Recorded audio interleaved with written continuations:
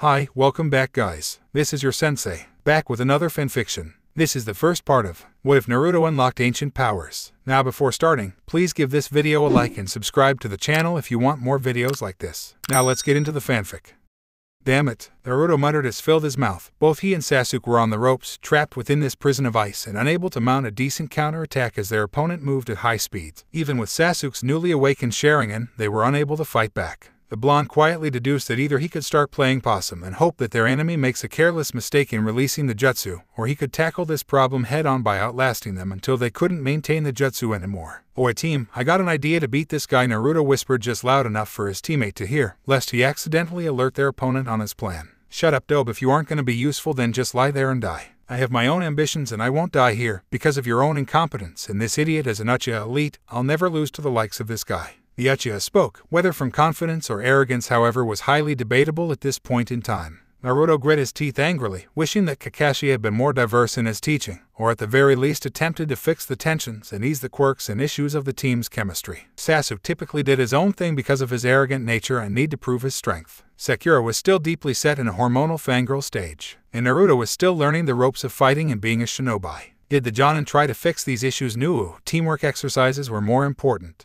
Naruto had to scoff at the overimportance placed on teamwork. What good was perfect teamwork if individual skills were lacking? What if they were separated or placed in a situation where they had to fend for themselves? What then? The whiskered teen cursed himself for his own weakness, wishing, begging to the heavens that there was a way to get out of this. He wasn't going to die here, not until he found a true goal for himself. Even if he became Hokage, what then? Where would he go? What would he do? No, becoming Hokage was a dead-end road. He needed to think bigger. Of course, thinking would be easier if he wasn't impersonating a porcupine at this time. He yelled in pain as another barrage of senbon pierced his flesh, growling as Sasuke managed to evade thanks to his Sharingan being able to keep up with the incoming attacks. Anger boiled into Naruto, but he wasn't going to give up just yet. "Not bad, Sasuke Uchiha, but what if you have no room to maneuver?" asked the masked shinobi as they threw a massive amount of needles from all angles. Even with his Sharingan, the Uchiha couldn't avoid them all. Without warning, Sasuke grabbed Naruto by his orange jumpsuit and threw him in the path of the incoming senbon to create an opening the self-proclaimed Avenger could slip through. Time itself seemed to slow down for the blonde, shocked that Sasuke had so callously used him as a meat shield. Sure, the Uchiha was always an asshole for no genuine reason, but not even Naruto could have predicted this. Yes, that showed his poor judge of character, like during the Mizuki incident. The blonde knew he had to do something. He had once heard that some shinobi could create a temporary barrier by expelling large amounts of chakra in an explosive burst. In theory, the technique could be used to deflect incoming projectiles like kunai, shuriken, and in this case, senbon. Seeing no other option, he brought his arms up to shield his head and began to build up chakra within his body. Then within a second, an explosion of chakra came from his body, sending the many senbon flying away, clinking softly on the ground as he landed on his feet. Wow, that actually worked. Naruto spoke in disbelief, surprised that he pulled off an experimental technique like that.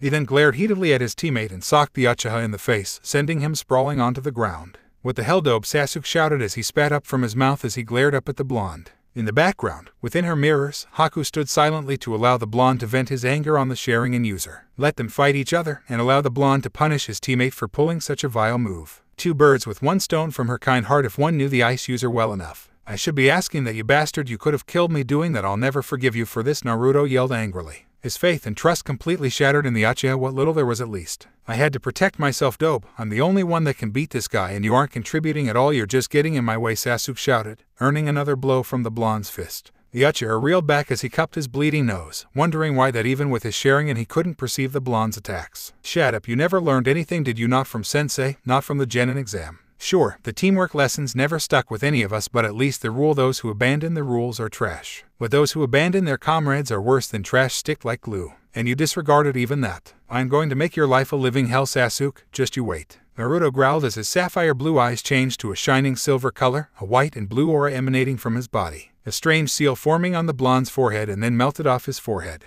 The ground beneath them shook as though an earthquake had begun to shake the bridge to its very foundations. Suddenly, Naruto felt like his body was being lit on fire, doused, then lit again over and over as foreign memories filled his mind. He remembered frequently training in martial arts, that he was an unnatural prodigy. He dreamed of owning his own dojo and training a great many disciples in his techniques. Then some kind of smoke bomb went off and he passed out, must have been sleeping gas. The rest was a blank afterwards, and there were numerous holes in his past memories. In a sudden burst of light that blinded both Sasuke and the ice user, a sudden gust of wind cleared away Zabuza's mist to reveal the scene unfolding within the cage of ice mirrors. When the dust settled, Naruto's form came into sight, except he had become much taller, his body now more muscular, much like a swimmer, as evidenced by his orange jumpsuit having torn apart, his pants threatening to burst at the seams and hugging tightly against his crotch area at this point, and the throwing needles that had previously been embedded in his flesh had suddenly been ejected from his body. Shrugging, the blonde smirked and spoke in a tone of confidence, "Woo, I sure got big. I can't even fit in my jumpsuit now. It's gonna be hard to fight like this. Anyways, sorry Master Complacent. For some odd reason, it seems my true personality and power had been locked away for reasons unknown. Everything is just now coming back. But now that my true self has been let loose, I'm gonna fight you seriously." He cracked his knuckles a bit, his team, client, and of course his current enemies all looking on with mixed expressions of surprise and curiosity. The ice user narrowed her eyes behind her mask and replied, "Did you honestly believe you can bluff me with a genjutsu and a henge? You must be getting desperate."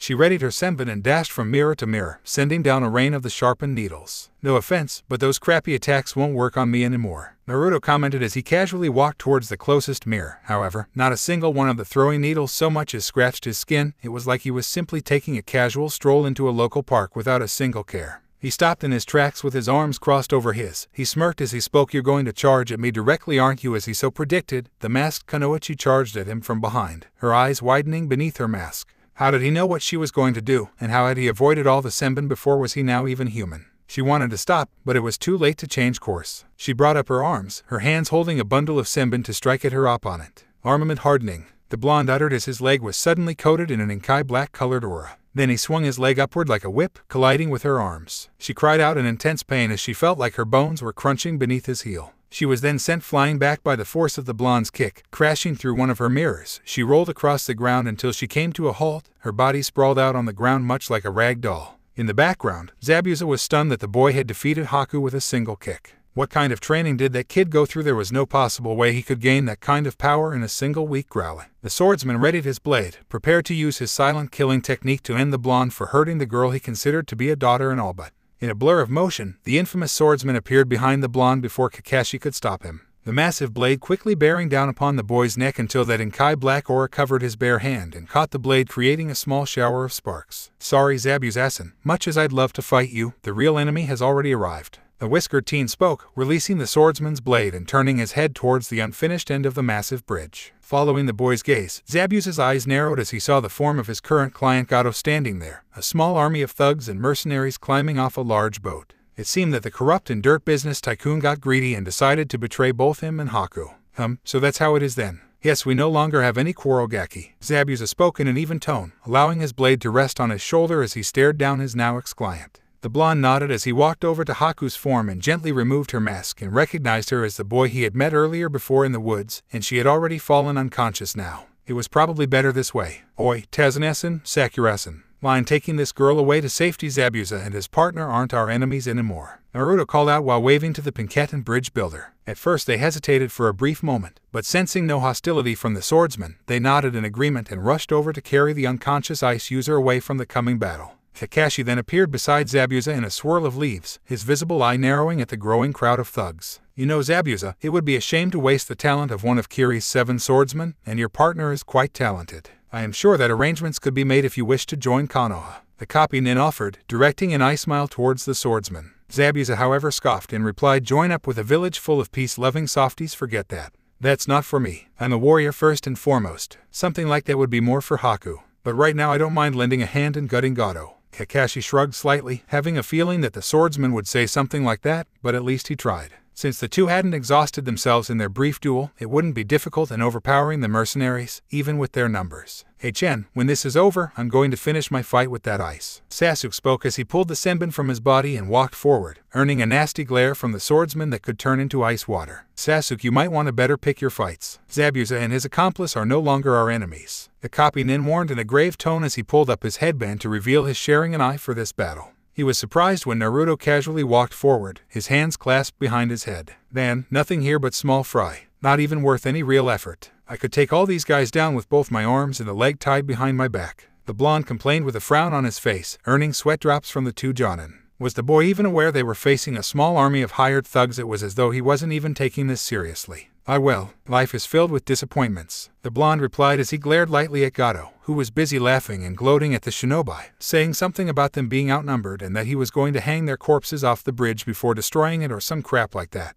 Naruto's eyes narrowed and then suddenly a gust of wind blasted throughout the area. Both Kakashi and Zabuza trembled slightly, feeling a powerful presence coming off of the whiskered teen. It was similar to that of killer intent, but it felt much more focused and controlled. Then without warning, the mercenaries collapsed to the ground, eyes rolled into the back of their heads, leaving Gato all alone and open-mouthed at the fact a kid used some weird technique to defeat his gang of thugs. "Well, were you some kind of monster?" Gato asked while pointing his cane at the blonde, who was now sporting a large and cheeky grin. "Yup, I'm a monster." With that said, the boy turned on his heel, leaving behind a confused criminal tycoon and earning odd looks from the shinobi. "Oi, Gaki, aren't you gonna smash that little shit's head?" and Zabuza asked with a frown, wondering if this kid was a softie like countless other wet-behind Thear's genin that Konoha produced. "Don't need to. They're the ones with an axe to grind," the blonde replied, pointing towards a mob filled with angry wave citizens with both Inari and Tsunami at the front, the people armed with improvised weapons as though they had come prepared for battle. Seeing that Gato was all alone and his thugs were lying on the ground, the people of Wave felt emboldened and promptly charged at their oppressor, the various shinobi stepping aside to allow the mob to do their work. The bridge was soon filled with Gato's screams as the people got their pound of flesh. When his cries fell silent, his remains were tied to blocks of concrete and tossed into the ocean below so that he may never return from his watery grave. Soon after, the people of Wave began tossing the unconscious thugs off the bridge as well in case they tried to raid their village when they woke up.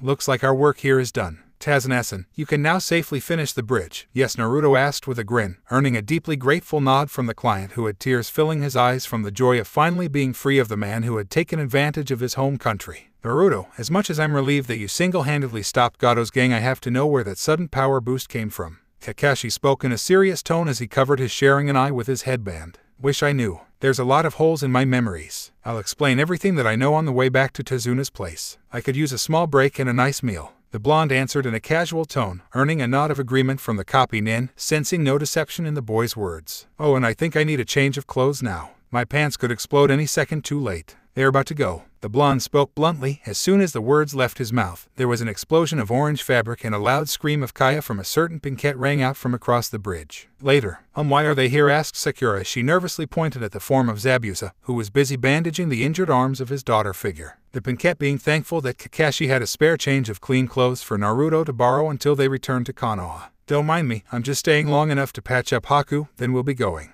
the swordsman gruffly replied, earning a brief nod from the Konoha team, except Sasuke, who couldn't stop glaring at the ice user, his pride still stinging from the fact he had been beat by a Kunoichi. He was supposed to be the Rookie of the Year, and an Uchiha elite. How had Naruto defeated that girl in a single blow when he couldn't defeat her with his awakened Sharingan? What was the source of his power? That aside, let me get this straight. Naruto, you claim that you are actually a fighting genius with unnatural strength and martial arts skills, and that someone sealed away a large portion of your true personality and almost all of your power, along with the knowledge of the techniques you had cultivated, and then after Sasuke used you as a human shield, your rage shattered the seal by happenstance and that it all came back, but you still have memory gaps. Does that about cover it? Kakashi spoke, his visible eye never once leaving the Uchiha's form. There was definitely going to be a very harsh punishment ahead for him when they soon returned to Konoha. "Yep, that about sums it up. I can't remember who sealed it all away, but when I find them, I am going to turn the bones on their limbs into powder and break their jaws so they'll be forced to eat their food through a straw for the rest of their days. By the way, I want to ask you something, Zabuza-san.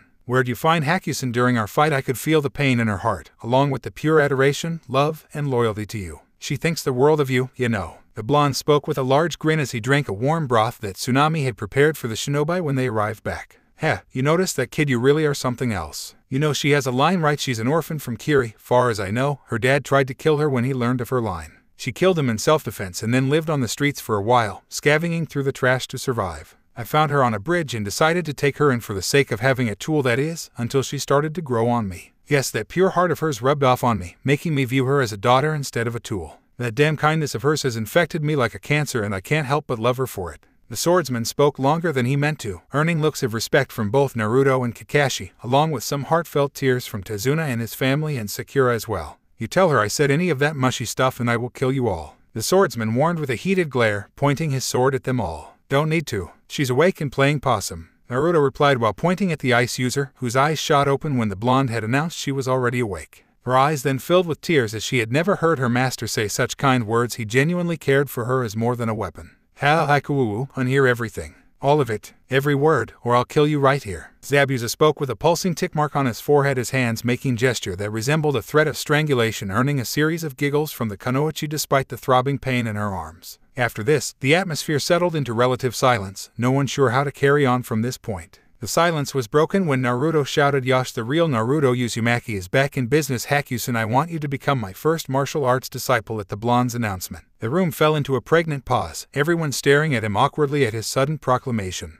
"You can't just say something like that out of nowhere. What is this, a manga?" Sakura yelled at the blonde, her eyebrow twitching since despite the blonde's growth he was still largely his usual self. "I already did, Hakusen. During our fight, even with my true self sealed away, I sensed a deep connection to you. Like I knew what lied in your heart as your feelings were channeled through your attacks. If you become my disciple, then I believe we can learn from each other and help each other grow to new heights and shatter our limits." "What do you say?" Naruto asked with a broad grin. The ice user felt touched by his offer, but she felt conflicted on leaving Zabuza, having grown somewhat dependent on him for a sense of purpose. But if she accepted and learned some of the blonde's strange techniques, then she could better serve the one who saved her from a life on the streets. "Oigaki, no way in hell am I letting you take Haku just like that," the swordsman shouted angrily as he rose to his full height, glaring down at the blonde boy for his insolence. 2 months, the blonde yelled while raising up 2 of his fingers. Zabuza's anger swiftly replaced by confusion at the boy's statement. "Let me train Hakusen for 2 months. If she defeats you in combat, then you must acknowledge me as her new sensei and let me keep her as my disciple, and for Hakusen's sake, you must also join Konoha so that she knows you'll be close to me. But if you defeat her, even with my training, then I'll teach you my techniques as well and you two can continue traveling around the nations." "Haha, it's a win-win. If you defeat her, you get a stronger apprentice and new techniques, but if you lose then you get to join a major village and Kiri's Ambu becomes a minimal concern. Haku gets to become stronger for your sake too. In her case, neither of you can refuse me," Naruto shouted in a jovial tone, his smile stretching out so broadly, it appeared his cheeks seemed like they might split apart.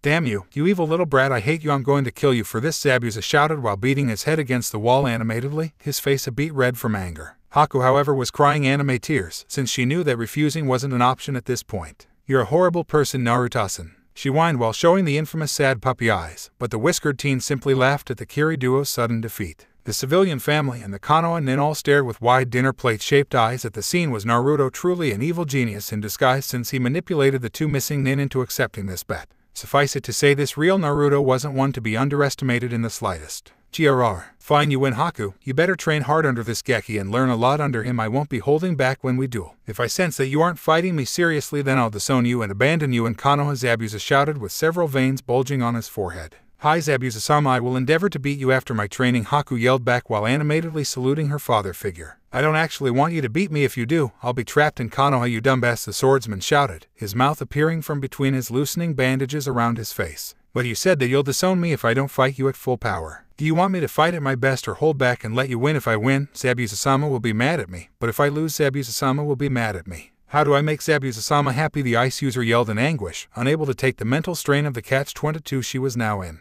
Her eyes formed into swirls as she collapsed to the floor in a catatonic state, mumbling incoherently. "Congrats, no eyebrows, you just broke her. What say you meet us in Konoha when it's time to fight her?" Naruto commented, with a shark-like grin, laughing at the Kiri duo's expense. "Daki, you had better learn to sleep with one eye open. Maybe tonight, maybe a week from now, maybe a month, or a year from today I will kill you. This death threat will never, and I mean never, expire. I'll be staying here and wave to train on my own. Don't think that I'm gonna get fat and lazy for any reason, you damn Gaki." The swordsman threatened before storming off, carrying Haku over his shoulder to get away from the blonde menace. "Well, that was interesting," Kakashi commented, never having seen such a seasoned killer reduced to a mess by a certain blonde. The boy was definitely that woman's child, no questions asked. A week later, "Remind me to thank Zabuza that your recovery time doesn't affect the time I can spend training you." Naruto spoke as he sat on a stump, the ice user sitting in front of him cross-legged with her arms having healed now, allowing her to train unhindered. "Zabuza-sama might act all gruff and tough, but he's not a bad person. He does believe in fair play when it is applicable, of course, and I would hate to disappoint him with a half-hearted fight. In fact, I am now firmly resolved to beat him.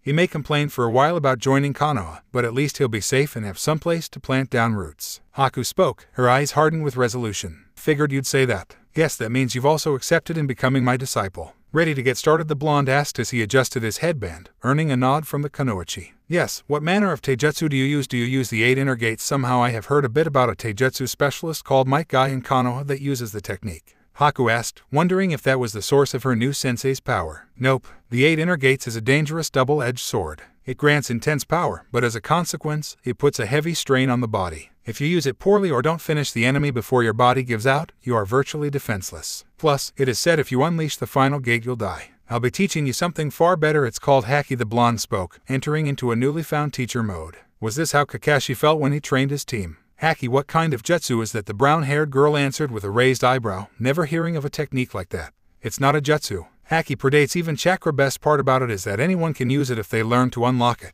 And even better is that it requires no hand signs to use it. And it doesn't even require chakra to use in the first place. Anyways, to begin with, Haki is a power that lies dormant inside of people, their fighting spirit or willpower if you would, in a manifested form. With training, the usage of Haki can become as natural as breathing. There are 3 different types of Haki. Allow me to demonstrate. Mind if I borrow one of your senbon? The whiskered teen asked, earning a nod from his new disciple who handed over one of her throwing needles. Naruto accepted the weapon and held it between his fingers. His hand then became coated in that same Inkai black aura that caused her loss on the bridge, which then coated the senbon in his hand. First is armament Haki. It allows the user to use their spirit or willpower as a form of armor around their body or to increase the power of their attacks. This is very useful for offensive and defensive techniques since it could make your ice mirrors harder to break. It can even be implemented in weapons. Like so, the blonde explained and casually fed the senbon towards a nibi tree, the trunk exploding as the needle pierced the wood and sending the tree crashing to the ground. Well, that would make my senbon far more deadly, Haku commented while swallowing a lump in her throat.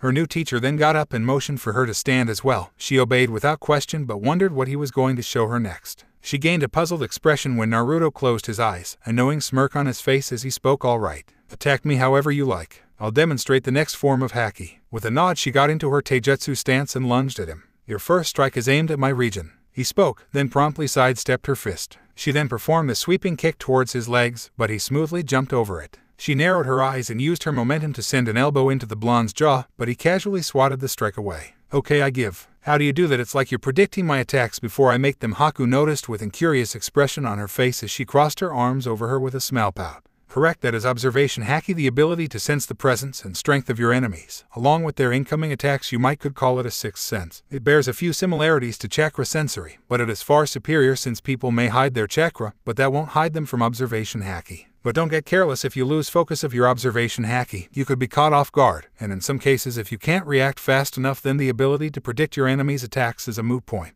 So don't for a second think you'll be completely invincible, Naruto explained, giving her a hardened glare when he warned her not to become careless, making her nod in understanding. This is the final form of Haki. The blonde spoke, closing his eyes briefly. Haku wondered what he was planning to show her. Then she felt a huge domineering presence that seemed to want to crush her body. She suddenly felt lightheaded and out of breath as her legs turned into jelly beneath her. Finally, the presence let up and Naruto opened his eyes, offering a hand to help her back to her feet. She accepted it as he pulled her back up. That was Conqueror's Haki, the ability to overpower the will of others and render them unconscious, which is what I used back on the bridge against Gato's goons. However, unlike the other two, Conqueror's Haki is a type you need to be born with to be able to use it, and I am one of the lucky people that has it. Reason I showed you is so that you would know what it is and how to resist it. Though I don't think it likely anyone knows about Haki, the blonde explained with a small smile. But didn't someone teach you how to use it? Haku asked while tilting her head in confusion. I suppose someone did, but I can't for the life of me remember who or how I remember them. Damned memory gaps. Oh well, it might come back to me someday. Till then, I'll be training you. First things first, we need to unlock your latent Haki abilities here. The blonde spoke and offered a blindfold to her. She nodded and tied it around her head so that it may cover her eyes, since this was obviously to help train an observation Haki. All right, I am ready whenever you are. She spoke but then felt a sense of dread filling her as she heard the sounds of crackling knuckles. Run fast, Haku. Consider this payback for lying to me about being a boy when I was still my dumbass self. I should have realized then you had too pretty a face for a boy, the blonde announced with an unseen grin filled with malicious intent. In my defense, I lie about being a boy to avoid possibly being D, she explained while backing away slowly. Seemed that he really didn't like being lied to and was fairly petty as well. She then took off running in a random direction, yelping in pain as she bumped into trees and the like as she ran through the woods. I'll give her a full minute head start. I might be petty, but I'm still a good sport. He spoke to himself as he began counting off the time in his head. Some time later, Hokage-sama Team 7 has just returned, announced a Chunin to the Sandaime. The aged Hokage smoked his pipe for a moment and nodded with the Chunin teacher Iruka sitting next to them as they looked over available missions for the varying teams. Kakashi had sent a brief report ahead of time, explaining a small bit of the situation in Wave, and that the mission was actually that of A-rank level. But it was all well in hand, and negotiations with Tazuna regarding a reasonable payment plan were now underway since he had finished his bridge. Now he was looking forward to a much more detailed and in-depth report from Kakashi and his team, although he was also concerned when the report also mentioned about punishing Sasuke Uchiha on arrival. What had that boy done to earn Kakashi's ire? Suddenly the door was sent flying off of the door frame and its hinges, a foot-shaped print embedded in the now broken door, and a young adult with blonde hair burst into the room yelling, "Hiya, old man, how do you like me now?" Hers and stared open-mouthed for a few brief moments, smoke leaking from his mouth as he stared at this newcomer. Then he noticed the whisker marks on the young man's face, his eyes threatening to pop out of their sockets as he shouted, "Naruto, what in the elemental nations happened to you?" "Steroids. Kakashi doped me up on tons of steroids," the blonde replied with a cheeky grin plastered on his face, the Sandame's eyes bulging out further, unable to tell if the boy was serious or not. "Just kidding. Kakashi-san will explain most of it," the blonde spoke, jabbing a thumb behind him to his team entering inside, the silver-haired Jonin offering an apologetic look for the blonde's antics.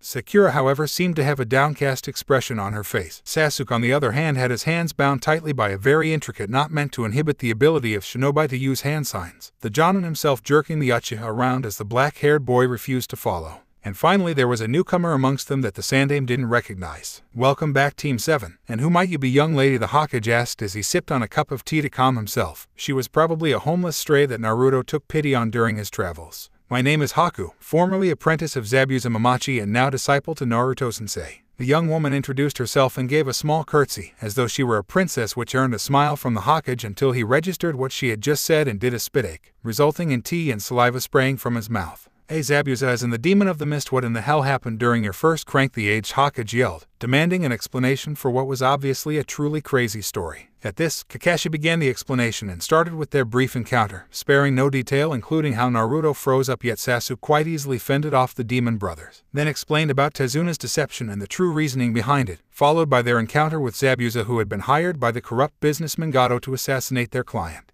Then he detailed the swordsman's false demise at the hands of Haku, who had disguised herself as an Anbu. Then he skipped on ahead to their second duel with Tazuna, how Sasuke had become trapped within a line-related jutsu of Haku's, and then Naruto's appearance and ended up trapping himself within the technique as well due to his lack of strategic thinking. Sasuke awakening his Sharingan, and then spoke of the Uchiha using Naruto as a human shield, with Haku confirming it as well from her own perspective. Then the blonde somehow broke through a seal that locked away aspects of his true personality and his power, which also resulted into his unexpected growth spurt, and then concluded with Gato's demise and how the boy gained Haku as a disciple along with a bet he had made with the swordsman himself. "Why is it that every carnation of Team 7 always gets into the craziest of situations?" the Sandame muttered quietly to himself as he rubbed his temples, his eyes glancing at Naruto, who seemed to be looking at the portraits of the past Hokage for some reason. The question on who sealed the boy's memories and skills away is most definitely a grave matter, and he already had a few suspects in mind for such a cruel action. Then his attention turned to Sasuke Uchiha. He should have known that little brat would be a problem child given his condescending attitude and disregard for authority. Now this was a problem he could cut down right here. "I see. Very well then, Sasuke Uchiha. By the power vested in me as Hokage, for your crimes of deliberately endangering a teammate while on active duty, you shall serve 20 full years in prison with no hope of parole, and you shall be permanently removed from the shinobi program with your chakra sealed away," the Hokage announced in a grave tone. Then with that, he ordered his Anbu to take the brat away. A certain purple-haired Anbu appeared and escorted the brat out. However much he screamed and struggled, proclaiming that they couldn't do this to him, he gained no response from her. However, something about her struck a familiar chord in Naruto's memory, but he just couldn't place it. "Hokage-sama, isn't that a little harsh? With Sasuke out of the equation, Team 7 will be an incomplete team," and Uruka tried to defend the Uchiha, only for a hack-empowered foot to be planted hard against his face, pinning him against the wall, which resulted in some spiderweb-like cracks to form. Naruto glared harshly at the Chunin, his blue eyes gaining a sharp edge to them. "You questioning the old man's decision, asshole? You saying that the rules of law shouldn't be enforced and the Duckbutt team should get off scot-free just because of him being from a big shot clan that is now all but extinct? You know, you really piss me off." The blonde spoke in a cold manner, applying more pressure on the Chunin's head. A small cracking noise coming from the wall as leaked from his nose. In a more, and Uruka's head could be crushed much like a watermelon. "Naruto-kun, enough of that. He's not worth it. I shall be having words with Uruka-san later about this questionable support of the Uchiha." The Sandame spoke coolly, his eyes narrowing at the semi-conscious form of the academy teacher.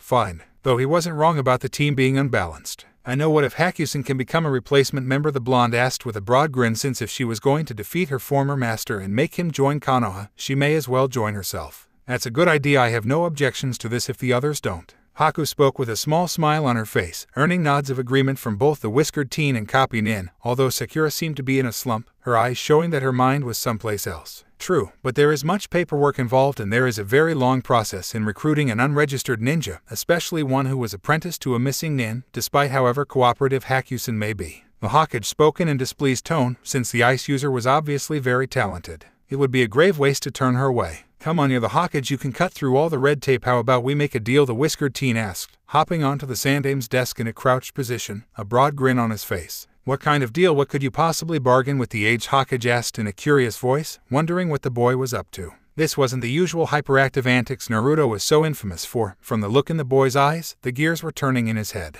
You immediately make Hakusen the replacement member of Team 7, and tell me more about the rest of my kind, then I'll give you the secret in defeating your archenemy, paperwork. Naruto explained, earning looks of confusion from the veteran shinobi and ice user. Your kind? Asked Hiruzen as he smoked from his pipe, his question prompting the blonde to turn towards his team, his fingers now loosely laced together as he hopped off the desk. Yeah, my kind. The Jinchuriki, the Ikabai, Nibai, Sanbai, Yanbai, Gobai, Rokubai, Nanabi, and Hachibai. I want to know where they are. I have become far more curious about my burden as the Kyuubi Jinchuriki now. I want to meet the others, learn about their own experiences, how they lived, how strong they are, who they are, and I want to know more about the Biju themselves, Naruto announced, earning wide-eyed looks from Kakashi, Haku, and Hiruzen. Even Sakura finally snapped from her stupor at this revelation. Yeah, but that's not possible. The Yondaime killed the Kyuubi, Sakura yelled from ignorance, not knowing the full story. Not true. Even if someone succeeds in killing a Biju, and that's a big if, then the beast will simply reform someplace else. You really think my birthday sharing the same date as the Kyuubi attack is a coincidence? And no, Sakura, I'm not the Kyuubi reincarnated or anything like that. The most blunt way of putting it is that I'm a walking prison. I'm hoping that if I meet others like myself, then I can better understand my own burden. Naruto spoke, his hands clasped behind his head. So then that's why my dad told me to be mean to you. Sakura spoke before realizing her slip-up and then slapped a hand over her mouth. What did you just say? The whiskered teen asked with a raised eyebrow, a frown on his face at this new piece of information since he'd never even met her father before. Who was he again? He felt like he should know who it was. Damn, memory gaps again probably. My dad, he encouraged me to try my hardest to get on Sasuke's good side and that I should treat you poorly because of you being some kind of a freak. He never really told me why though. I just did as he said. I'm sorry, I can't imagine how it must feel to hold one of the biggest threats in the elemental nations inside you. Sakura spoke, taking the news surprisingly well along with Haku, the latter of which being a fugitive of the line purge, making her understanding of Naruto's situation. Hey, think nothing of it. I was a pretty stupid person back then. So how about it, old man? You go first, then I'll tell you how to beat your paperwork. Naruto spoke, knowing that the aged Hokage wouldn't hesitate for a chance to finally put an end to the seemingly never-ending flow of paperwork. You drive a hard bargain, and you're an evil person for taking advantage of my weakness, Naruto-kun. Fine then, I hereby grant Hakusen membership of Team 7. She is now a full citizen and Kunoichi of Konoha. Congratulations. The Sandaime spoke briefly as he opened his desk and handed over a spare headband he kept around in case of emergencies or special occasions and gave it to her. She smiled and then placed it on her head with a grateful nod. Now, about the Jinchuriki. The Ikabai is in Suna, the Nibai and Hachibai both live in Kumo, both of whom share a positive relationship with the new Yondaime Reikage. The Yanbai and Gobai both lived in Iwa, but I hear they now travel around. The Sanbai and Rokubai are currently unaccounted for due to the civil war in Kiri, but I hear it's coming to a close there with the rebels winning, so more information may come up soon. And finally, the Nanabi lives in Taki. I am afraid that's all I can say since their public identities are largely kept a secret. The Hokage explained, then waited in anticipation for Naruto's solution with his damned paperwork. That's fine with me, I'll find them myself somehow. Wouldn't be any real challenge or adventure if I knew where they all were and who they were. Anyways, you know how to make shadow clones, right? Don't they transfer their memories when they dispel? I was too damn dumb to realize that when I was still my brain-dead self. Naruto spoke in a matter-of-fact tone as he crossed his arms. The Sandaime's eyes widened to the size of Suasor's as he slammed his head on the desk for not ever thinking of such a simple solution. He could easily make 3 or 4 clones to sort through and perform his paperwork, freeing up a huge amount of his time. Maybe now he could take it easy until he found a replacement to take his position. Can I say something? Sakura asked, raising her hand slightly with a small frown on her face, earning the attention of everyone. I don't think I'm cut out for being a Kunoichi. I only did all of this because it was what my dad wanted, so I could get Sasuke's attention. But since he's now in jail, I don't have any reason to be on this team. And I'll just be a burden to Haku and Naruto since there's no way I can keep up with them. The Pinkette spoke as she removed her headband and offered it to the Hokage, who nodded stiffly. Inwardly, he was proud of Sakura for admitting this and choosing to quit while she was ahead. As you wish. But if you want to rejoin the Shinobi Corps, I'll leave a door or 2 open for you. It seems that Team 7 will need an additional replacement for Sakura as well. Hiruzen spoke as he accepted her headband. The Pinkette then bowed slightly into Naruto and Kakashi, thanking them for taking care of her and protecting her, then quietly departed. Boy Sakura, if you ever want to learn some martial arts, I'm always looking for new disciples, Naruto yelled after her retreating form. She turned around slightly and smiled at his kind offer, maybe even considering it for a brief moment before she continued on her way back home. Well, there goes another student. Now we have another empty space. Who can possibly fill it? Kakashi muttered as he scratched the back of his head with a sigh.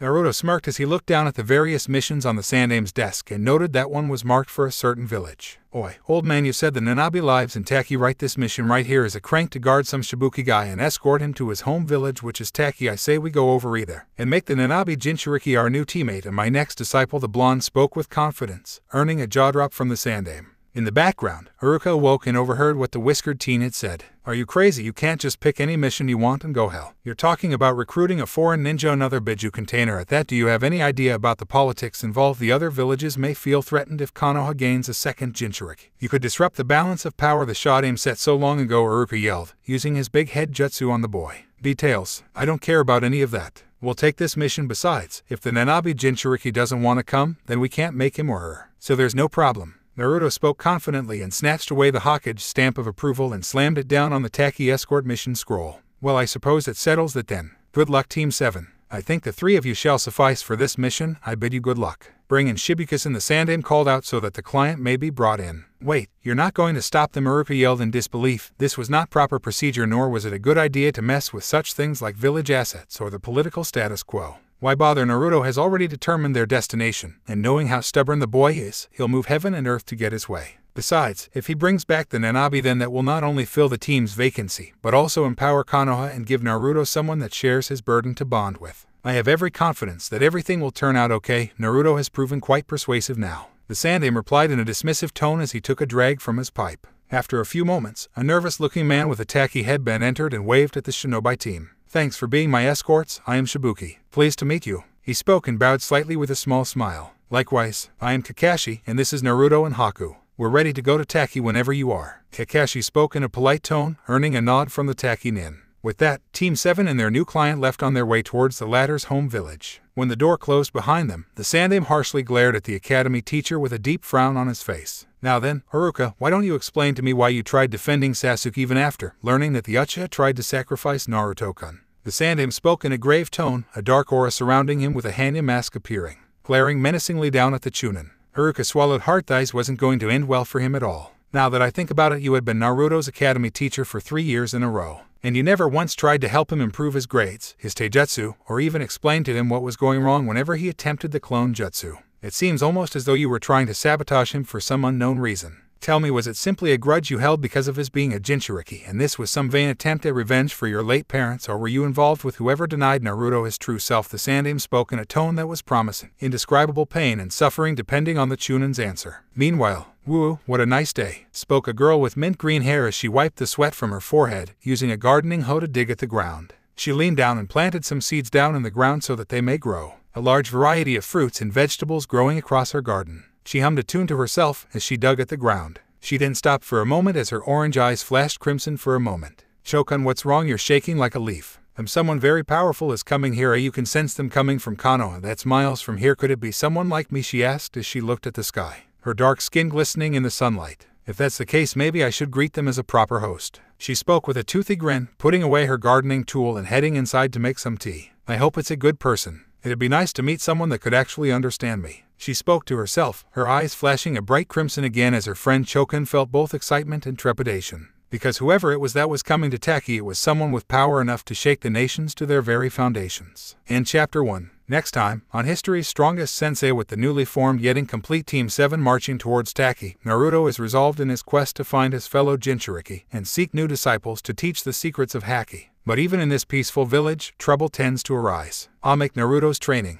Part 1. Haku stooped over, panting for breath with her hands on her knees, the blindfold now removed so that she could now see again. Her face bearing scratches and bruises from the time she fell and got hit by branches as she ran into the woods to avoid her new teacher's fists. The blonde offered her a bottle of water, which she accepted and greedily drank from to quench her thirst. Don't be disappointed you couldn't awaken your Haki just yet. It takes a lot of hard work and training to get to that level. Now then, let's move on to something else. Ready to gain a nice set of thunder thighs? Naruto asked and slammed his fist into an open palm. Isn't thunder thighs a derogatory term? The ice user asked with a small sweat drop forming on her head at the blonde's overly hyped attitude. In response, the blonde placed his hands on his knees, then lifted a leg up much like a sumo wrestler, then slammed his foot back down, causing the ground to quake beneath their feet, which also resulted in several trees to have their roots loosened from the ground and fall over. You tell me, Naruto replied bluntly, earning a nervous swallow from his new disciple. Later on, she began performing a set of 200 sit-ups with Naruto keeping her legs down on the ground, her abs burning as she kept lifting herself up again and again. Say goodbye to your jelly-belly, and hello to an awesome six-pack, Naruto yelled in the manner similar to a drill sergeant. After the sit-ups, she was then moved to performing 300 sit-ups with an increasing amount of heavy stones being placed on her back as she pushed herself up from the ground.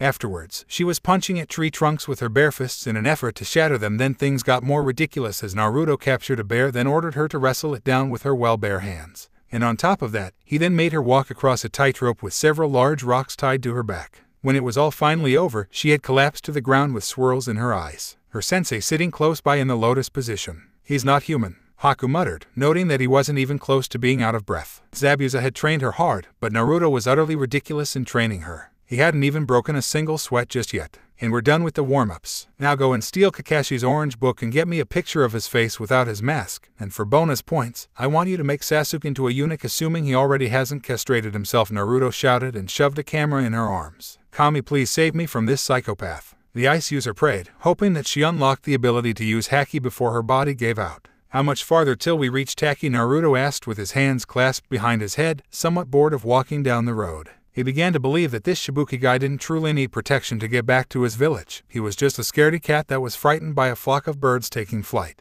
What a wimp, and this guy was supposed to be a village leader. We're almost there, Naruto-san. Kakashi-san was just telling me that you were very eager to take this mission. Why is it you want to go to my village so badly? Do you want to drink our village sacred water? The Taki ninja asked out of curiosity, since it was pretty common for people wanting to visit Taki in an attempt to drink the fabled treasure of his village. No, I don't care about that, especially since I heard that water you're talking about consumes the lifespan of the drinker. Truth of the matter is, I want to meet your Nanabi Jinchuriki. Naruto spoke bluntly, his expression shifting to one of excitement. Hey Fusen, why on earth would you want to meet her? Shibuki asked out of pure surprise, never having heard of someone that actually wanted to meet a Jinchuriki, much less his own village. Most people didn't believe a minor village like Taki even had a Biju container. So her name's Fu. Cool, I look forward to making her my disciple. The blonde spoke in a jovial voice, mostly ignoring his current client. Is he serious? Shibuki whispered to the masked copy Nin in a tone of worry, especially since Fu wasn't known to like the company of strangers. Yep, he is. Don't worry about it though, Naruto has proven himself to be quite competent recently. As you may have noticed, our team is currently incomplete, one member left and the other was arrested. Haku was quite gracious in filling in one of the vacancies. But we were hoping that this Fusen might consider joining our team and come back with us to Konoha. Kakashi explained with a nice smile forming.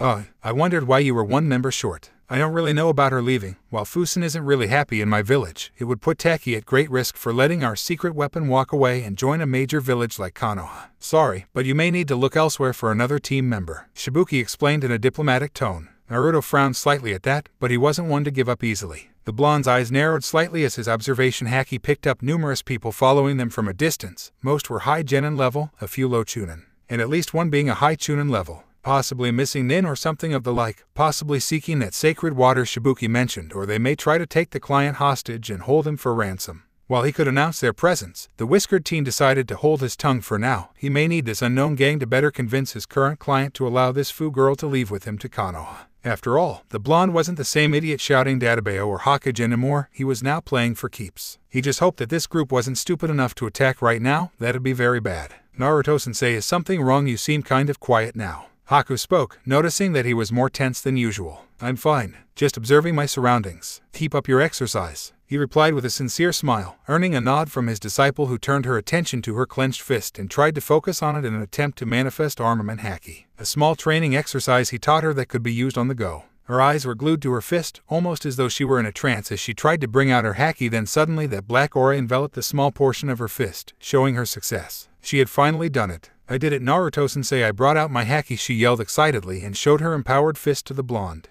Unlocking it is a big step, but you still need to focus it. He spoke in a teacher voice, pointing at her hand which had reverted back to normal in her excitement. She frowned slightly and resumed the exercise. If she could control the manifestation, then she could become a whole lot stronger than ever before. What's Haki? Shibuki asked in confusion, never having heard of something like that. Was it some kind of jutsu the whiskered genin had invented? Sorry, that's information only meant for my disciples, Naruto answered bluntly, laughing at the client's expense. At long last, they arrived inside of Taki, the citizens taking notice of their arrival. They all warmly greeted their village leader, some children even hugging at his legs as they cheered for him. Some even shook the Konoha shinobi's hands in thanks for bringing back their leader. Someone sure is popular. Well, I'm off to find this Fu person, Naruto announced as he marched off with his hands clasped behind his head. Shibuki took notice of this, feeling it was a bad idea for the blonde to go off on his own like that. You sure? You don't need me to guide you to her home? You don't even know where she lives, the Taki ninja called out to the whiskered martial artist. The blonde turned back slightly with a broad grin and continued on his way without another word since he'd already found her. Gotta love observation haki. Seemed like she was a ways outside the village. Didn't seem unusual for a fellow Jinchuriki. Maybe she wanted to separate herself from the villagers because they treated her in a similar manner that his own village did when he was a child.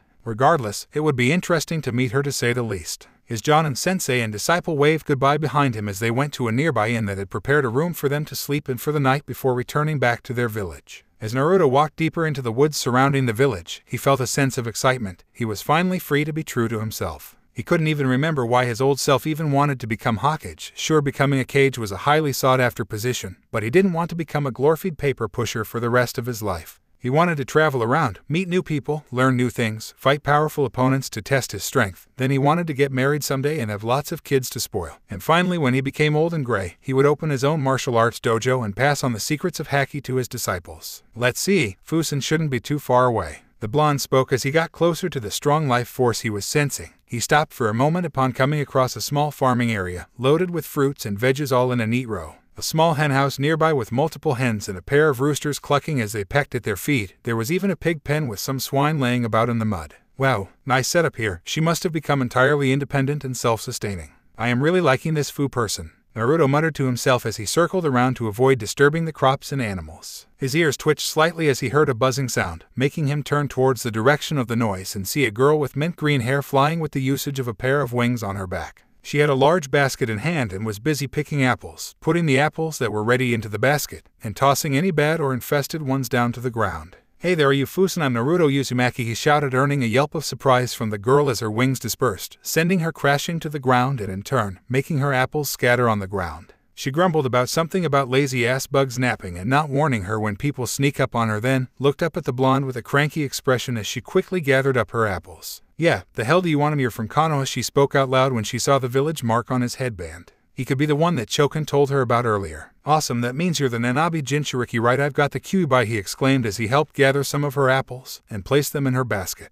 Her expression of anger quickly melting away and replaced by one of excitement and friendliness. Really nice to meet you. I've never met a fellow Biju container before. She spoke while brushing a lock of her hair out of her face. She kind of felt like a fangirl meeting her crush for some reason. Guess it was just pure elation at meeting someone with a similar burden to herself. Neither have I, so that makes us even. I was hoping I could talk to you for a while, get to know you and how you lived. Though after looking at your small farm, I can take an educated guess you learned to provide for yourself. He replied with a charming smile, earning a nod from his fellow Biju container. Want to come into my place? It'll be more comfortable in there than out here, she offered, gesturing to a rustic log cabin. The whiskered teen nodded with a broad grin, making the orange-eyed girl smile and lift the heavy basket of apples with ears, walking towards the cabin with her new associate following close behind her. Everything you see here, I built and grew with my own 2 hands. Shibuki gave me the seeds and chickens to get my start. I captured some wild pigs out in the woods and then domesticated their descendants. I only ever go into the village if I really need to, but otherwise I mostly get everything I need right here. I built the log cabin after I couldn't stand living inside the village, she explained briefly as she set down her apple basket on the front porch of her home and opened the door, ushering her new guest inside the cabin. From the looks of her furniture, everything looked to be hand-carved and very well made. There wasn't anything overly extravagant or show-offy. It was all plain and simple, showing that she preferred functionality over fashion design.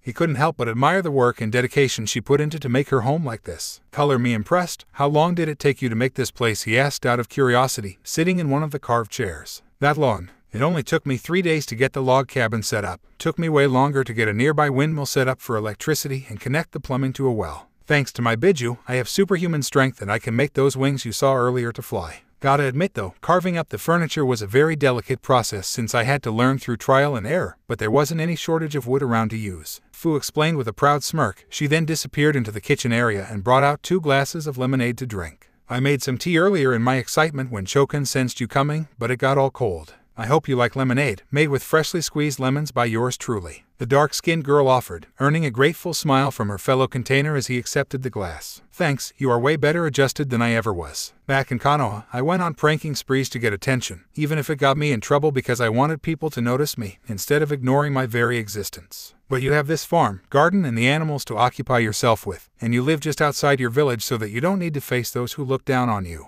The blonde spoke as he sipped at the cold beverage. "Yeah, it wasn't easy at first for me. Shibukisen was one of the few who were genuinely nice to me. Eventually I decided to live away from everyone and live on my own, and it has worked out for me. I enjoy working the field and growing things with all my hard work. It's very relaxing and fulfilling. But some days I look out at the setting sun and wonder what it'd be like to meet others like myself. And then you showed up. It's almost as though we share an inexplicable connection that drives us to meet one another." She spoke at the end in an almost poetic manner, then blushed when she realized she might have said a little too much. "Sorry, I don't get guests often. What was it like for you? Spare no detail, I owe you that much for blabbing on," she encouraged him, drinking from her own glass of lemonade. "Well, to be honest, my memory has been kinda jumbled up lately. Someone put a seal on me that blocked off aspects of my true personality. It has only recently been broken, so I am free to be myself again. There are still some holes in my memory, but I hope it'll come back later. From what I am able to tell you though, before I was sealed, I dedicated my time to training in taijutsu and martial arts for hours on end as part of my dreams for the future and to occupy my time. I had to take care of myself and was given a stipend to live off of, and I had to live in a pretty crummy apartment in the red light district. Back then I mostly did pranks to get payback on people who were mean to me. After the sealing though, I became way more hyper and less reserved. Oh, and I was a total knucklehead that constantly screamed about being Hokage, and constantly ate ramen. On top of that I started doing pranks for no real reason or just for attention, as I mentioned earlier. It was pretty rough in the academy too while I was a dumbass. A lot of kids picked on me for being the deadliest, and I had a very poor education due to my idiot self's inability to pay attention and bad teachers. Hell, I failed the academy 3 damn times. It was only after my dumbass self was tricked into stealing a certain scroll and learning a high-ranking jutsu that was used to beat up a rogue chunin that I got my damn headband. On top of that, I got put on the worst team imaginable, an emo asshole with a tree up his ass and a major superiority complex, and a hormone-driven fangirl that was told to get said emo's attention by her dad. The latter matured over time and decided to quit being a kunoichi, and the emo ass was arrested after trying to use me as a human shield. But, since the seal has shattered, things have been a lot better. Now my goals are to find and make friends with the other Jinchuriki, and become a martial arts master with lots of disciples, and my very own dojo when I retire. And I talked for too long and Ed about my old life. Sorry, he apologized, suddenly realizing how long he'd been talking for. Don't be Naruto-san, you needed someone to listen to you and acknowledge the suffering you went through. I always thought I had it rough because I was all alone, but my life was a total paradise. I can't imagine how it must feel to be denied to be yourself. The place that seal on you, I'll beat him up for you, she proclaimed, pumping her fist in the air, earning a chuckle from her guest from the display. Don't know who just yet, maybe it'll come back to me. Or maybe he'll expose himself when he realizes the seal broke. Who knows? That's something I've decided to put on the bench for a while. I'm not interested in constantly pursuing revenge. Anyway, there was something I wanted to ask you. Would you consider becoming my martial arts disciple and joining my shinobi team for a while, he asked, finding that it'd be better to ask her up front since they had now bonded a bit. Hey, for real, that sounds awesome. I have never left the village in all my life, but if I joined your team, that means I'd need to join Konoha. I'd have to leave my home behind and everything, and if I left then Taki's enemies might attack sometime after I leave. There's just a lot to consider right now, but I really want to go. She spoke with a crestfallen expression, since she couldn't drop everything on a dime like some people in the world. Ma, no worries. I won't force you into anything, especially since you dedicated much of your sweat and tears in making such a nice home. I can't expect you to pick up sticks and move to a new village, just like that. Wait a second, maybe you can. How strong are you exactly? The blonde asked with a broad grin on his face, the gears turning in his head. If I get serious, I could probably give the legendary Tsunade a good run for her money. Why, she asked, wondering what he had in mind. Time for a Jinchuriki tag team. Where's that windmill you mentioned? I got a great idea, he replied bluntly and cracked his knuckles, earning a raised eyebrow from the orange-eyed girl. A few hours later, Naruto-san has been gone for a while. Should we go looking for him? Shibuki asked nervously to the Konoha shinobi, noticing the blonde was still missing when he came to check on his village's guests and see if they had settled into their room. If you asked me that a few weeks ago, I might have been in agreement. But he can take care of himself now. The copy nin replied in a dismissive tone, his visible eye glued to his little orange book. Haku nodding in agreement, but was secretly wondering why the Jonin's face was buried in that book so much. She never could get a glimpse into it despite her attempts to steal it once during her training. Fu doesn't like it when people bother her. She might just kick his ass for pestering her, then yell at me for letting it happen. The village leader whined in a very unmanly tone, which caused Haku to mutter the word whipped under her breath. Don't worry so much. She and Naruto have something in common, plus that boy has an odd tendency to rub off on people. The Jonin briefly explained, which made the tacky ninja sigh tiredly. There was just no talking to these people whatsoever. Hey Shibuki, get your spineless ass out here, shouted a voice from outside, causing the three ninjas to peer outside of a window. The tacky ninja's eyes widening upon seeing his fellow villagers tied up and taken hostage by a gang of missing nin, and worse, a familiar figure was at the front of them all. It's Suiron, my old sensei. The tacky ninja spoke in a state of shock that his fallen mentor has returned. There was no doubt that he could only be here for a singular reason: the village's sacred water. This could be problematic, especially with all those hostages. Hakusen, did Naruto teach you that technique he used on Gado's goons? It'd be really convenient if you could knock out at least some of these missing nin. Kakashi asked as he pocketed his favorite book. He explained it to me, but I can't use it. It's an ability you need to be born with, and I doubt I'm lucky enough to be such a person. Guess we'll need to do this the old-fashioned way. Shibuki-san, we'll support you in fighting against these guys, Shibuki-san, Haku asked when she noticed their current client was now shaking like a leaf. He looked almost ready to empty his bladder into his pants as thick beads of sweat formed on his head. I can't fight them, the tacky nin muttered as he ducked beneath the window to get out of view, his legs tucked into his. The two Konoha nin looking at each other, then back to him as though he'd grown a second head. What is that supposed to mean? This is your village and your people. You were trained to protect them, weren't you? Haku asked in confusion, wondering why he refused to fight. I was trained, but I have never actually been in combat. Suiron is a Jonin and now he has an entire gang of missing nin. Just look outside, how are we supposed to beat that? Especially since they have hostages, Shibuki asked, his voice devoid of any sense of hope. That's it, my master faced worse odds back in Wave Country. Naruto-sensei can help us beat this, the ice user spoke confidently, the copy nin nodding quickly in agreement behind her. Indeed, we just need to stall for some time until Naruto gets back. He can defeat your former teacher and his wannabe shinobi thugs easily. The silver-haired Jonin added in his 2 cents, drawing a kunai as he and his new genin team member prepared for the coming fight.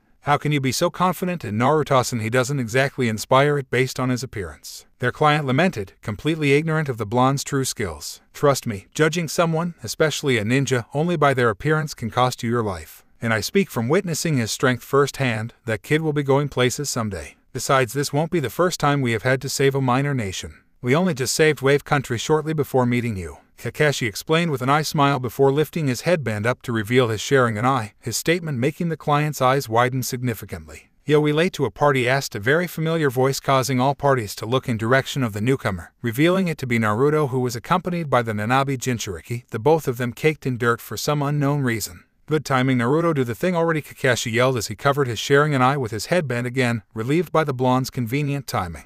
The missing nin all glaring in the two Jinchuriki's direction, Suiron visibly sneering at the sight of the green-haired one. Hold that thought now, Kakashi-oi. Shibuki-san, according to the letter of the mission request, we were ordered to escort you to your village, which we have already done. Our obligations end there. This isn't our fight. You gonna compensate us for saving your village? Naruto yelled with a broad grin, earning looks of disbelief from the masked Jonin and their client, while Haku slapped at her forehead and Fu seemed to be giggling into her hand. Are you serious? My village is in danger. You have to help us, please, Shibuki shouted in dismay, wondering why the blonde wasn't taking the initiative, especially when his Jonin sensei proclaimed him to be very strong and reliable. Hey, if you're good at something, then don't do it for free. Being a shinobi isn't charity work. I'll save your village, but as payment, Fusen here will be coming with us to Konoha to join our team, Naruto spoke, earning a look of horror from Shibuki. Was he actually be extorted right now? Wow, kid, that's pretty stone cold, Suiron admitted, earning grunts and nods of agreement from his gang who watched this scene in the background. Kakashi-sensei, something tell him to help. You're his sensei, aren't you? Shibuki pleaded with the copy nin, who was now adopting a thinking pose as he pondered the current situation.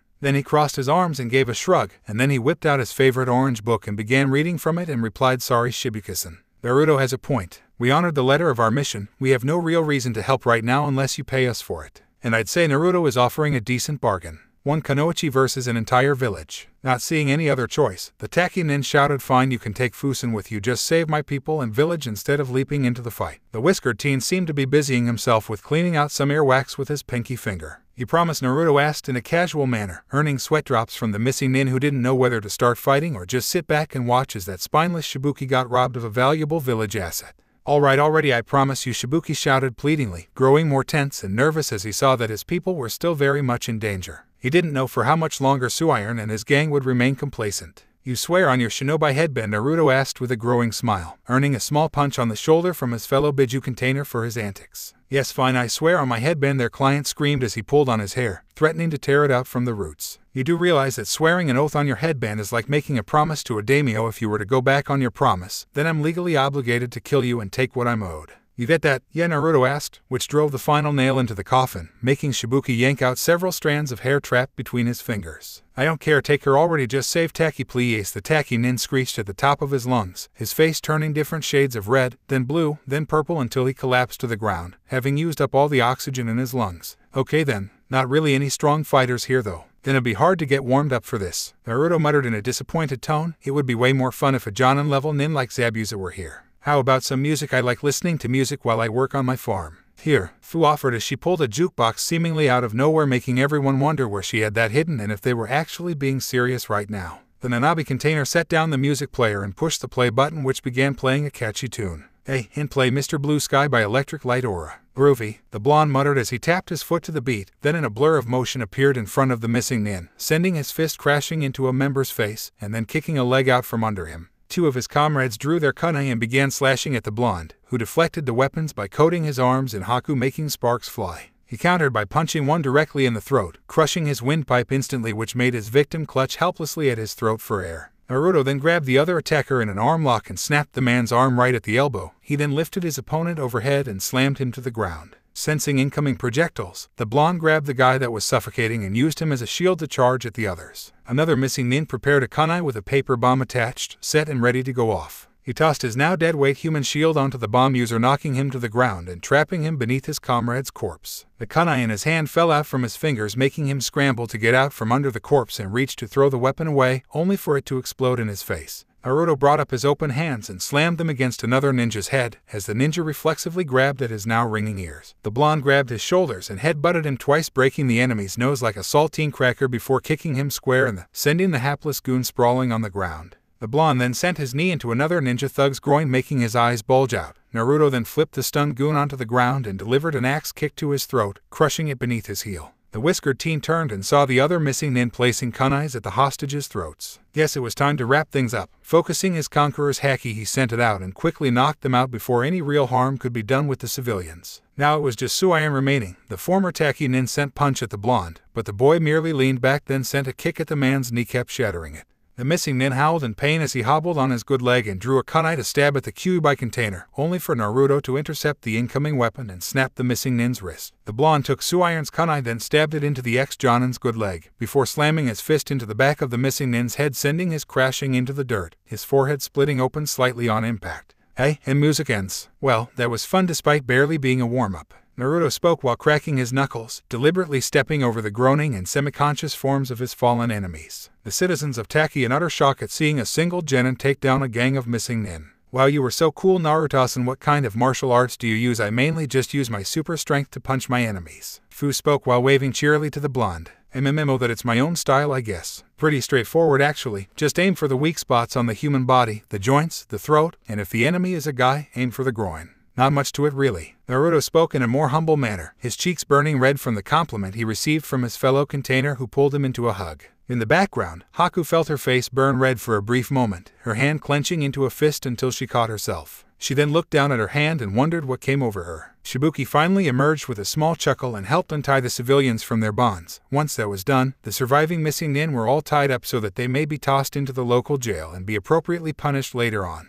Well, thanks for all the help. I guess your work here is done now, Shibuki spoke with a small smile, hoping that the Konoha team will soon leave. That Naruto guy was one devious bastard. You forgetting something, asshole? Naruto asked as he shoved a pair of kunai up the Taki nin's nostrils, the tips painfully poking the insides. You did promise Shibuki-san, on your headband no less. Fu spoke with a broad smile on her face, forcing a defeated sigh from the village leader, who could only concede on that point. Fine, you win. Take her. The Taki nin muttered in defeat, earning a happy squeal from Fu as she hugged him tightly, making him feel better about this. Fu was always wanting to leave the village and see other places, maybe it was for the best. She then handed over her headband and joined with her new team, starting with greeting the Jonin and Ice user. Hi, I'm Fu, nice to meet you both. Naruto-san was telling me you had an empty space in your team. Well, you have your replacement right here and reporting for duty, she spoke excitedly and gave a salute, earning smiles from her new team. It seemed that this Fu girl was actually a very nice person after all, given her surprisingly chipper attitude. Welcome to Team 7. Do you need time to gather your personal belongings or say goodbye to any friends? Kakashi asked in a professional manner, though he found it a little weird that she was so willing to leave Taki. A shinobi changing villages was a pretty big commitment, but then, he couldn't truly compare a Jinchuriki to a typical type of ninja. "No, Shibikasen was really the only friend I have, and about my stuff Wii Ilfu spoke then left the sentence hanging as she and Naruto giggled to themselves, earning puzzled expressions from their two teammates. Suddenly both Haku and Kakashi felt like it was probably one of Naruto's crazy ideas. Days later, "You brought her home with you, farm and all." Haku spoke with a large sweat drop as she looked up at the large slab of rock that seemed to have been ripped from the earth. The chickens and swine heard clucking and oinking overhead as the two Jinchuriki carried the small piece of farmland in their own hands. Why not? Fusen invested so much time into this, it'd be wrong for her to leave it behind, so why not bring it with us? Naruto spoke, making both the copy nin and ice user sweat drop at his simple reasoning. "Where in the hell are you even going to put that?" Kakashi asked with his visible eye widened to the size of a dinner plate. Naruto was definitely that woman's son. Always doing things their way and not even caring about the consequences. "Chill, I know a great spot behind the Hokage Mountain. Fusen can live peacefully on her farm and still be within Konoha. It's a win-win." Naruto bluntly answered with a laugh, earning a very large sweat drop from the copy nin. This was going to be a very odd team dynamic to say the least. He would be counting on Haku to mediate and keep the peace at times. One Jinchuriki was a handful, but now two of them that could be a potential recipe for disaster if Fu shared any characteristics with Naruto. But still, maybe it wouldn't be so bad. Taki was a minor village and things turned out just fine. Besides, it wasn't like they were going to start a war between the major villages. That would be crazy. Meanwhile, somewhere in Konoha, Kurenai and her team were busy on one of their usual drinks. Today was simply dog walking for a local shelter. It came quite easy for Kiba since he had been raised around dogs all his life, and Nada's gentle and caring personality also helped coax the more shy puppies into relaxing in her presence, while Shino's more quiet and reserved disposition earned him the respect of the older and more mature canines. Kurenai then raised an eyebrow, sensing a nearby presence, but then it was suddenly gone before she could get a bead on it. She scoffed quietly and believed that it was likely Asuma stalking her after their recent breakup. If that man could stop smoking, then he might live long enough to father a child and see it grow up. But no, he just wouldn't give up his smoking for her. So much for love, but at least she had her team and her work to keep her preoccupied while her heart recovered. "That was close. Almost got me. Sorry, Hinata-san, but I need to do this," muttered a quiet voice as they continued following the heiress, waiting for an opportunity to strike.